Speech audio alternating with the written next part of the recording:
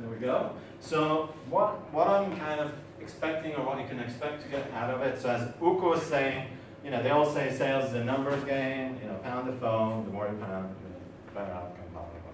But in my mind, I've never been very good at kind of like the sheer output. So I've always tried to work smarter, qualify my leads better, have more thorough conversations, and I want to share a few kind of ways of how to do that. So in order to make sure that you start off from the right foot, especially with an intro call, it's very important. Like this is the key. Like it's like the first date, and it's very key to get all the information that you need, that you can have an effective sales kind of conversation and generally kind of understand where you're going. Because often what I've seen is that then kind of salespeople tend to just load more and more opportunities into the pipeline. Everything looks good. I have like 50 hot deals happening. I'm going to crash that month. And then for some reason, you're just doing follow-up. No one's replying. And then it gets sadder and sadder, and then nothing really happens. So that's why really the intro call or the first qualification call is really important to kind of align the interest and get all the information you need to really see whether you should be working with that company. And then I'm going to share some like meaningful tricks as well, like how to actually have those meaningful conversations. So let's get going. So the first thing is so there's different types of sales, right? You have transactional sales, and then you have kind of consultative sales. They're very different. So you cannot like, let's say if you're selling tomatoes at a market, it's a very different sale to selling strategic software to a bank, right? It's a different process. Like one is a commodity, the other one is you're selling a solution, which is a very like a political sale as well. So that's why like you need to really understand like if you can actually help them. And so usually for me, if there's an intro call, the first question is like, all right, thank you for joining a call. Very excited to talk to you. You've done your research, maybe not to a level as Uko does it, but still, you know basically how many employees they have, what's their business more or less like, and then you want to understand it. Okay, great. Thank you, John, for joining the call. But what are your expectations for the call? How do you think we can actually help you? And kind of this sort of open-ended questions. Usually they'll start kind of pouring their heart out, especially if it's inbound leads. Then you can also ask like, oh, thank you for registering. What made you look for us? So kind of get them talking and understand what are their underlying issues, or what is their interest in this call. And the kind of the mistake that's being often made is that we kind of fall into our safe pitch mode, that we're great, let me tell you about our software, and they'll also tell you, yes, I want to learn more about your offering, and then you start pitching how awesome you are, but like you can't really do that if you don't know the full kind of complexity of what's happening in their organization, and also like some obvious things like, are you talking to the right person? Maybe the pain that they want to solve is actually not in their department, so you need to get someone from another department. So there's like multiple things. That's why you need to really get your hands dirty. Like, and this is, so when I worked for SalesLab, like that was kind of my core strength. That if for some guys, like the initial call was like, let's say 10 minutes, and they would want to get to a demo as quickly as possible. For me, it was usually like a thorough, depending on how relevant the opportunity was or the person, between like 15 to 45 minutes. And that was just a chat, no demo, just understanding their business processes, etc. So you would have all the kind of the pieces in place, because like B2B sales is like a strategy game. It's not a quick sprint. You're doing a long marathon, depending on what's your average sales cycle. Usually in B2B space, it's from 2 weeks, which is very short, to kind of 2 years. So don't have like crazy expectations for the first call that you want to like get them to close on the first call. You just want to get information to understand, okay, how could we potentially work together, and what are the next steps. So, and also the crucial element is to be fair. If they're not relevant, like if you're not relevant, don't try to sell something that they don't need. Like you'll just clog up your pipeline, and you won't hit the sales numbers, and you won't be effective. So be just and kind of try to understand you can genuinely help them. And also one of the kind of the key techniques is try to have them iterate how you can potentially help them by asking kind of different pointed questions while Yeah, and it's tricky, again, like asking questions. Often it becomes like interrogation. You know, you have your checklist. I'm sure you all like put together your qualification questions, and then you go like boom, boom, boom, boom, boom. And then I've heard it from different sales guys, and I'm like, this just doesn't sound fun for the other side. Like, they need to enjoy the process also, right? You're building a relationship. It can't be just like, all right, what's your budget for this? I don't know what the fuck I'm buying.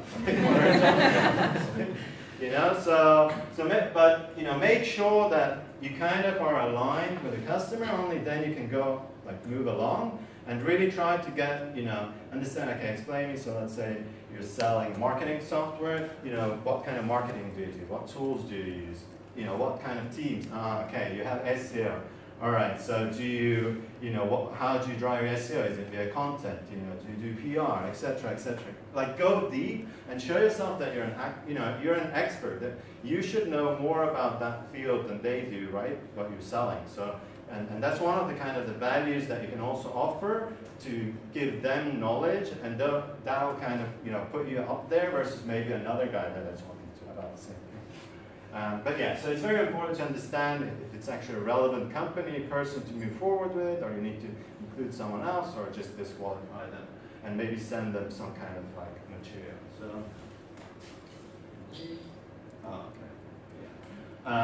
So yeah, as I said, ask them if you can actually help. Sometimes they'll tell you, okay, we have these and these issues. Hello. It's his stage. Oh, I understand. All right. So yeah, they'll tell you like, okay, we have these and these issues. We're looking to solve this, but sometimes, like, often things are like a little bit deeper, or they might be just like, oh yeah, we just, you know, want to find out more about this. It seems like you're cool. You know, everyone's cool. You know, let's have a demo. I want to see a demo. But no, so you need to really probe deeper to understand if they have a need, and that's why you need to understand their process and kind of ask these different guided questions. So that's why I put this kind of picture. And then once you've really understood the issues, then start offering your medicine. But then you can tailor your pitch. You're not going to be like generic, you know, just telling about your top, whatever, 3 features that you think are relevant, but really understand what are like the key sticky issues that they have, that they care about, and then you tailor why your solution is specifically fit for their specific set of needs. So that's kind of, and then you start having real use cases versus like assuming that, okay, like we work with this kind of companies, and, you know, like I think you're a great fit, but, you know, you haven't really sold them a solution. Like, they need to iterate what their needs are, and then you can kind of start working from there. Otherwise, if you kind of assume, you know, there's what they say about assume, but then you'll end up having an unpredictable pipeline. You'll think that, okay, certain deals that I have, like they're a super good company, should come in, but for some reason it's not closing because you didn't create the need before, you didn't create the urgency. That's another thing. You know, I'm sure it's, you know, been talked about a lot, but like, you know, what is their timeline? Okay, if their timeline, like they don't have a timeline, then you need to probe and press deeper on the issue and kind of describe it. Yeah, I work with similar companies in your vertical. You might want to like even name drop. And on the phone, usually it's fine. It's fine to drop names even if you don't have full consent or if you don't want to do that. You can just say, you know, we work with different companies. In this industry, for example, in UK, there's this specific layer, and they have this sets of issues. Sounds very familiar to what you guys are facing. Then they had also these and these issues. Do you face the same? And they're like, oh yeah, actually, yeah. You know, so, but they might not just tell you that, you know, like, how can we help you? You might need to lead them on and kind of show that you really know what's happening in the industry. So once you've kind of found some sort of fit, don't be afraid of getting their objections. Like, I love asking, it's like, all right, so I understand, you know, this is how we can help you have this and solve the issue. You know, we haven't talked, usually this is when the awkward part about pricing starts. That's not what I'm talking about. Yeah, no? All right. So yeah, this is a good time to get a certain amount of objections, because usually, like, if it's always like yes, then they're just gonna want to kind of get over with, and you're not really getting their real buy-in. So that's why kind of forcing even sometimes objections on them, on clients, is a very good way of kind of understanding firstly if they're really interested, or they just kind of wanting to get more information about your solution, and there's no real future. So yeah, some of the questions you might ask is that, okay, do you see any concerns? So for example, in the previous step, when you're offering the medicine, this is obviously when you explain all the value that you can offer, based on what we discussed. Do you see kind of any concerns? And then you can proactively kind of work around those objections, rather than those coming to bite you in the ass. When you get the email that, no, sorry, we thought you weren't a good fit, and you're like, I don't know what went wrong. And this is also a good place to also talk about pricing. So during the intro call, you shouldn't talk about pricing, but you should get a general understanding of if you're in the budget range, and whether it kind of works. And finally, always an intro call, or the first kind of qualification call, should obviously have next steps.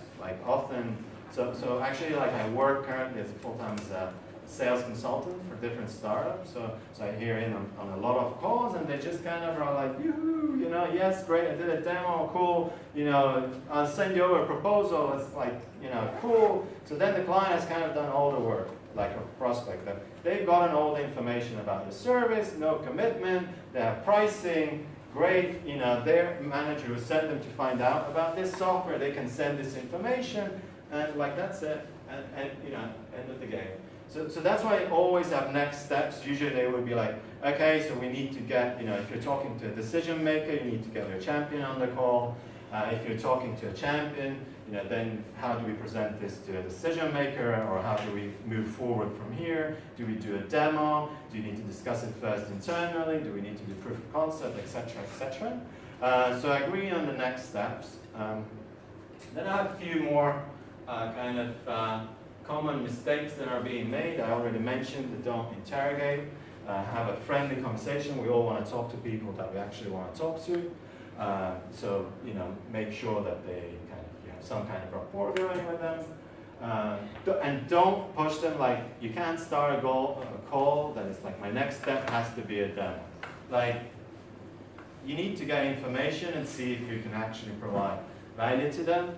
Then also some other things here, for example, that during the first call, don't go too much into technical details. You can always send them a white paper. It doesn't there's no point to talk about technical details if you don't really know what they need. You need to understand what's happening on their side. And also always don't give things too easily. Right? I often see oh yeah, we have a 2-week trial, and then a prospect comes in, it's we need 3 months for testing.